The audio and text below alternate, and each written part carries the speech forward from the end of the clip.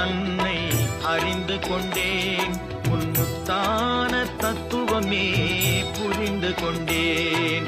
முருகா உன் குணம் தன்னை அறிந்து கொண்டேன்.